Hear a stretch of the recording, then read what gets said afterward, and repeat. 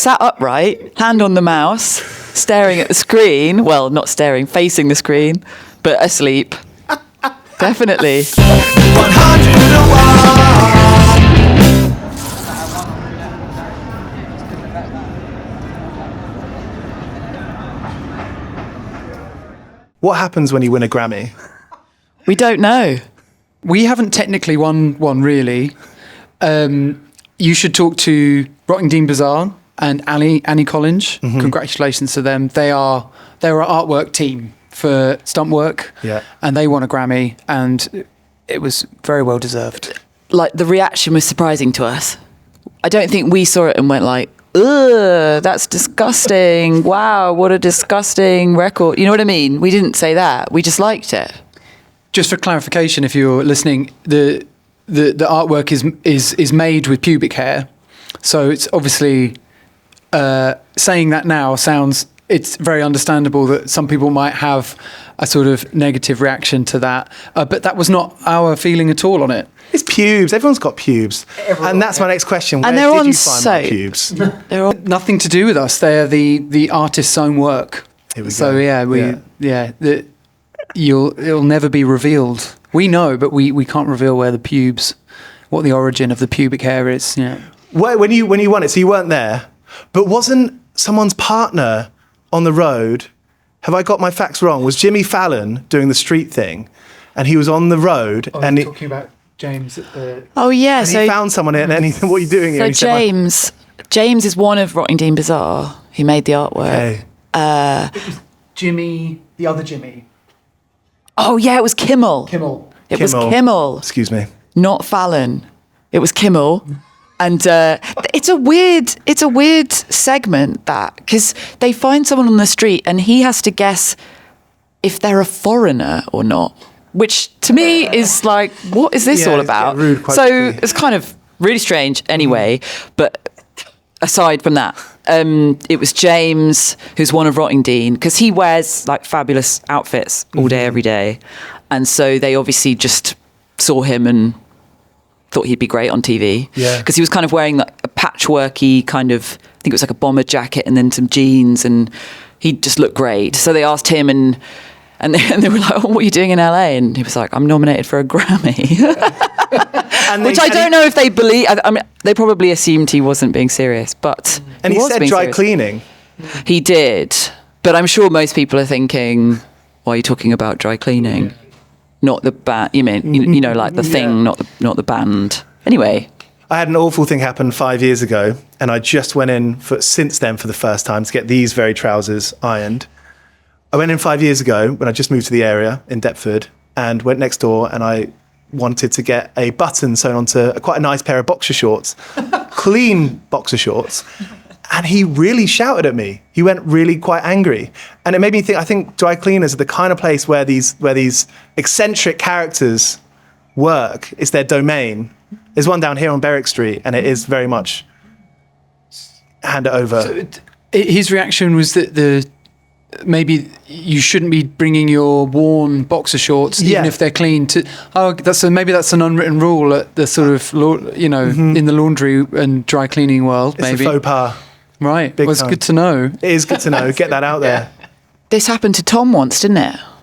When we were in Pohoda in Slovakia. Oh, they wouldn't clean his but they had a dry cleaning service at the festival, and we obviously had very few clean clothes because we were on tour. And so he had a bag full of his pants. He's said this in an interview before, so I'm allowed to say this. It's out there. It's in the public domain. It's in the public domain.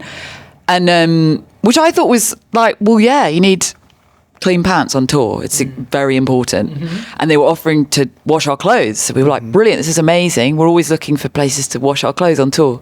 So he gave a tote bag full of pants, and they rejected it. They returned it. Rude. But I think we kind of realised later that it was a dry cleaning service, so it's the same thing, I guess. Mm-hmm. They don't do pants. Well, I don't think they actually wash it either. No, because I had a little stain right here, and they didn't wash that out. No, but no. Well, it's dry, isn't it? Mm-hmm. So speaking of soaps and speaking of Grammys, I mean, it's quite. If you go to somewhere that's fancy like the Grammys, I often think that not that I've been to the Grammys, but a fancy hotel, I often think, like, I've got to nick that soap or that moisturiser because it's so good. Yeah. What's your stance on taking soaps for yourself? Put them in your purse. Get them. I think it's okay. Yeah. You gotta. I think if you're staying in a nice hotel or whatever, it's fine. Yeah. We don't get to stay in nice hotels that often. I don't think I would steal a soap from an award ceremony because it's like it would just appear later in the act, wouldn't it? Just you're doing an interview or something, and you've got a load of soap stuffed in your tuxedo inside pocket, and it would manifest itself at some point in some embarrassing way. Yeah. So you'd get in trouble. I think hotel stuff, bits and bobs, shampoo and stuff is quite good. Again, if you're on tour, because it's a small bottle, and you can reuse the bottle as like a travel sized bottle. Yeah. So sometimes I do that because it's like a double whammy. Get to use what's inside, and then you can refill it. Yeah. Travel hacks. Talk about travel hacks all day. Brushing your teeth in the shower, travel hack. I've never done that. Never done that. Will you never get toothpaste on your face ever again? I never even thought about it. It's like crossing the streams, I'm very happy to do that separately, but I'm always late for everything. So, maybe I could use a few more time savers. Always running for the train. I mean, that makes me think of, shows called 101 Part-Time Jobs. Most people, almost everyone playing music has had a various and precarious amount of jobs. Running for the train, that's my imagery for every job I've ever had. That's missing the train, running for it, turning up late. When you think of your most memorable jobs, for event-wise, or maybe it could be the opposite because it was just so boring, what comes to mind? Most memorable, boring. Most memorable, boring, or most memorable, active one. I have to say, probably my first job was the job I found most boring that I remember. I've had a lot of part-time jobs, but quite a lot of them were quite stimulating. Yeah. Nice. The first job I had was picking tomatoes when I was 12. Hello. For £1.80 an hour. Very wholesome. Just down the road from where I lived. And, most kids at that age get a paper round or whatever. But my friend, someone I knew, was working at this tomato picking, like, little market garden greenhouse thing. So my mum was like, oh, you should go down there, Philip's working there. You could go get a job down there. So I went and I knew a couple of people doing it, but you'd start off all together and then you'd go in your separate directions, and you'd just be on your own, just picking these tomatoes, and they're sprayed with some sort of like weird fertilizer GMO. or insecticide or something. So after a while, your hands would just turn green. You'd have this like disgusting green stuff on your hands, and it's like the smell of that. You can still smell it sometimes if you're in the supermarket and you smell, those really orangey tomatoes that don't look very appetizing. You can still smell it on those, and you just go off and you'd be on your own for like 4 hours until you could take a break. And honestly, I really recall at that time just thinking, like, is this what work is? Is this how work is going to be for, the rest of my life? But I didn't have to worry about it. In a good way or a bad way? In a bad way, very bad. I didn't enjoy it. I was very bored, but I was fired after about 3 weeks. So yeah, 3 weeks is a long time for a teenager. It was, I was only working on the Saturday. So after 3 Saturdays, that was very boring. Yeah. Does that change your taste of tomatoes? Would you go back there if you close your eyes when you're eating a tomato now? Did it put you off tomatoes? No, oddly, I think at the time I didn't eat tomatoes. I was quite a fussy eater as a kid, and now I'm very pro tomato now. So, yeah. You've also worked in a supermarket, haven't you? Oh God, yeah, I forgot about that. It's got a long history with tomatoes and produce. Aisles or produce. It is, yeah. Dry goods. Worked in Safeway. Safeway? Yeah. Wow, you haven't Before seen that it became in a while. Morrison's, yeah. Safeway, Cromer, still there as Morrison's now. I was there recently, actually, yeah. It has not changed much. But yeah, that was also very boring. I was on produce, and then they were going to get rid of me, and then I got a job on processed meat. So that was, stuck it out. Often felt for the people working on fish. Yeah. Because I don't think they could actually get the smell off of them. It sticks. Sticks that you can't shower enough. You actually can't. And I feel really awful for those kids when they go into school. Yeah, yeah. Dodge that bullet. Yeah. Any supermarkets, Florence? No, I've never worked in a supermarket. Haven't done a lot of retail. I've done a lot of like invigilating in, I've done invigilating. I've done a lot of bar work. I worked in the Fan Museum. The Fan Museum in Greenwich? Yeah. Really? Yeah. I worked in there for a while. Been meaning to go there? Yeah, What's it's it like great. there? It's amazing. Their collection is amazing, but it's very small, and it's quite a small team of people, and it's quite particular, and not a lot of people go in, or at least they didn't when I was there. So it was a lot of kind of sitting there. I also used to do that at the ICA, and it's on the Mall. You know. What's it stand for? Institute of Contemporary Art. That's it. And that was a lot of standing still. We weren't allowed to sit down, and we weren't allowed to read a book or anything like that, even if there was no one in the gallery. So you just had to sort of stand there. It's really hard. Yeah. Invigilating is rough. How are your arches? Actually, really terrible now, but I don't know if that's why. Get some insoles. Yeah, I've got insoles. I've got them. Really expensive ones. I stood on a machine in Portugal and it prescribed me some insoles. So I used to do that, and everybody who worked there used to do this thing. Maybe not everyone, at least some of us used to do this thing where, to try to pass the time, we would look at the room that we were stood in and sort of plan where we would put all our stuff if it was our bedroom. Okay. Bit of feng shui. I mean, literally just to kind of occupy your mind, because it was so...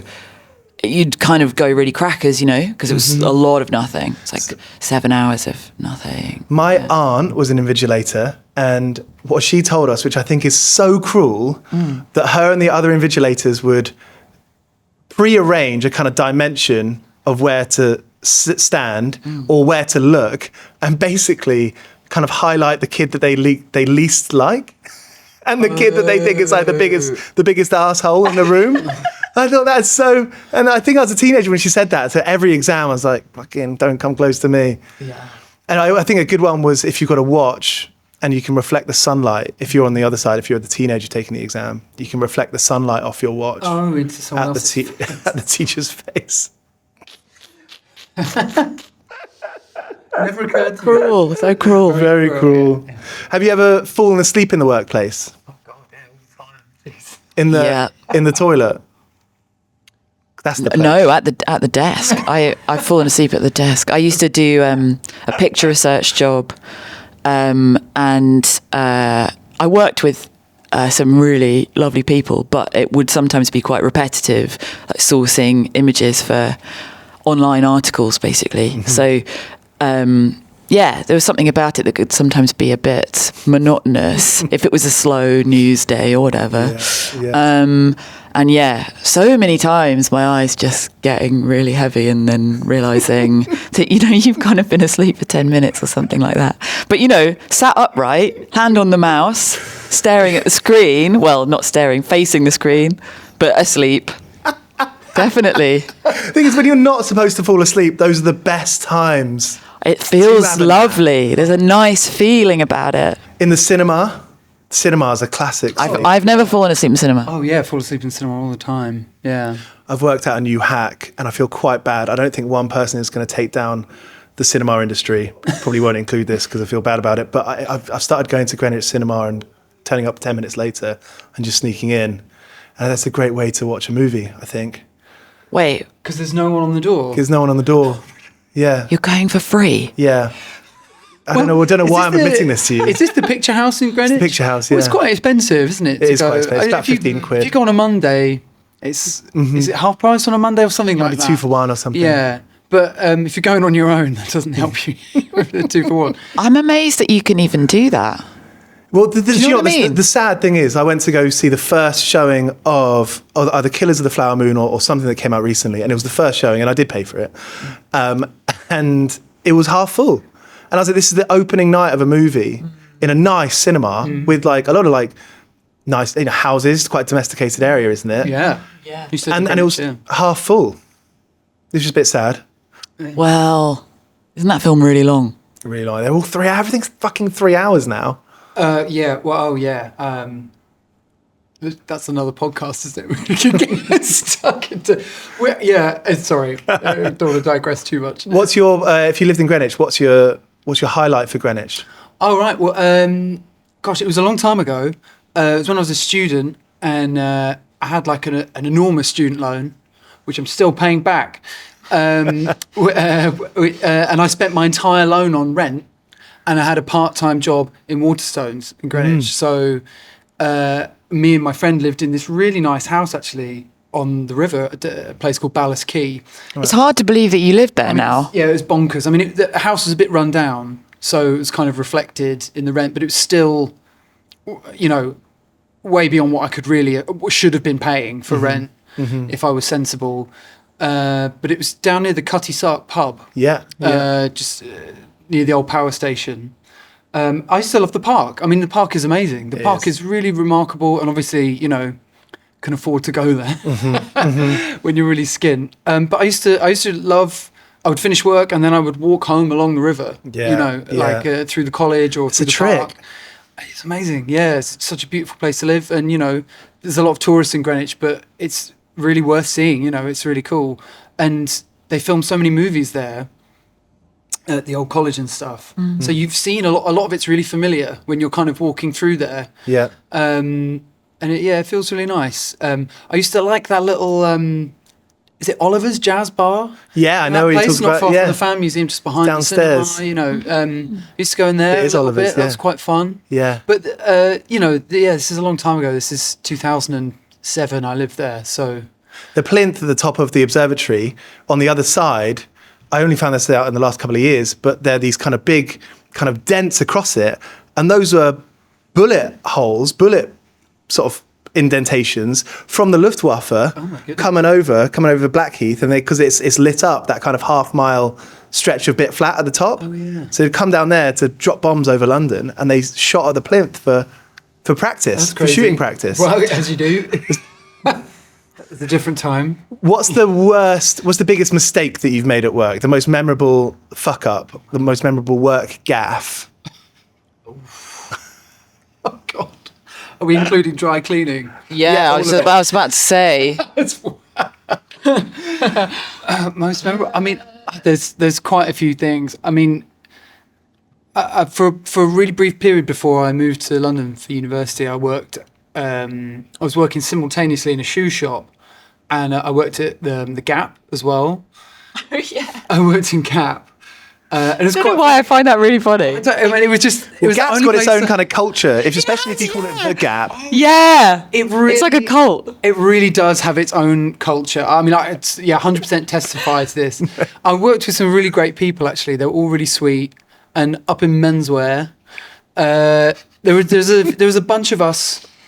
Who were all, quite a few of us were all going off to university at the same time. So we're all in the same boat working there together, and it was quite nice. One of the guys I worked with was actually, he's now an actor. His name's Sam Claflin. He's quite a famous actor. I've heard of him. Yeah. Oh, is he in Hunger Games? Yeah, maybe. Yeah, I think he's been in some really big movies. And he's like a handsome guy. He is. Extremely handsome, extremely sweet. If you work in the Gap, you've got to be handsome. Yeah. This is another Gap thing. Yeah. You've got to especially look good in denim. If you look good in denim, job's yours, mate. He was making us all look bad. But yeah, lovely guy. But I used to, people used to try and pay with checks occasionally. And I got absolutely no clue what I was doing with that whatsoever. So I would just accept the check and just be like, yeah, it's all good. And people come in and do it deliberately, because they didn't know they knew it was kind of a bit of a ruse. So you'd take a check for like 120 quid or whatever, and then it would bounce. And you'd be like, oh yeah, sorry. And then the manager would take you to one side and be like, what the hell are you doing? And you'd be like, yeah, sorry, I don't know. And then the next week I'd just do it again. I did it like 3 or 4 times. And they never got around to firing me. They probably should have done. But sorry about that. Yeah. How about you, Florence? What's the biggest work mistake? That's actually just reminded me. I used to get conned a lot. I used to. Well, I'm quite a gullible person, and I worked in a gallery that was in Fitzrovia, and this guy was obviously going round anywhere that had someone just sat at a front desk, and he came in and he had this whole speech prepared. It was very clever because he said something like, "Oh, I was here earlier, I chatted to your colleague," and I was just going, yeah. And he was like, "And she said that I could come and pick up and he did this thing where he was kind of saying, "Your colleague, oh, what's her name?" And then I was saying her name. You know what I mean? Like I was filling in all the kind of gaps in the story. You know what they're doing, don't they? Yes. And then I went into the petty cash and literally handed him some cash. But I'm gullible. Since then, I have to be. I'm sort of on the lookout for things like that all the time because they do happens to me easily. Don't know why. I think you get in trouble when you say yes too much. Yes, I can do this, and you're like, actually, that leads you into, or just being even just like sometimes it's sad to say, but sometimes even just try and do the right thing in the moment, that will land you in trouble. I think I often assume. I don't ever assume people don't have your best interests at heart. See, that's sad. I don't want to live like that. It took me years to learn that.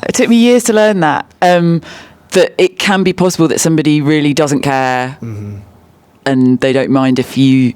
I don't know. They don't mind if their actions have a bad impact on you and things like that. I'm really still kind of learning that now. But it is complicated. I think you're right. I don't want to go too deep on it, but you don't want to go deep.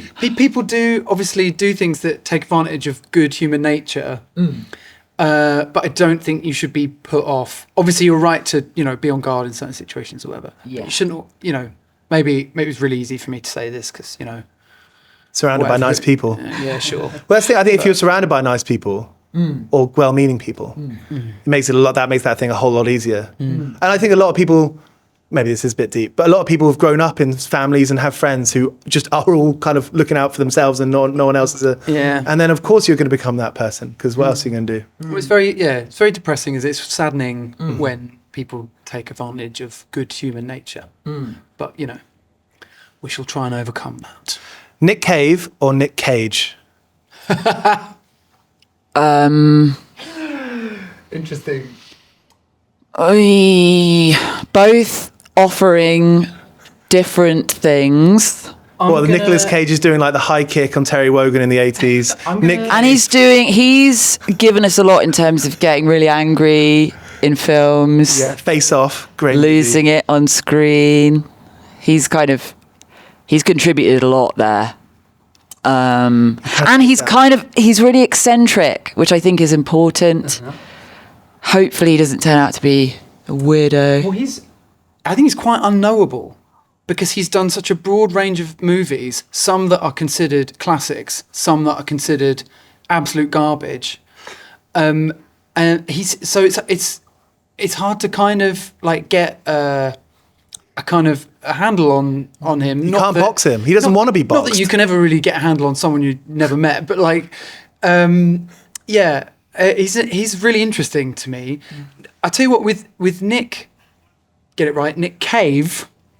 With Nick Cave, he's an artist who I have a lot of time for that I'm not that familiar with, and all these people around me are idolize him, and so I have a lot of time and respect for that. But it hasn't happened for me yet. But it will. I'm sure That's the idea that it will. I think there are artists like that where it's it doesn't matter if you haven't quite got into it yet because there will be a time. Yeah, I totally agree because that has happened with a number of people over my lifetime, like Madonna, like Bruce Springsteen. I didn't even know what the hell that was all about. And then one day I was like, oh, it's really good. Dylan even, people like that, the stuff like ABBA, the stuff my parents used to make me listen to that I absolutely hated. Well, when it's so obvious, it sometimes makes it harder when you're a kid because when it's so all around you, like all those artists, they're all so ubiquitous in pop culture that.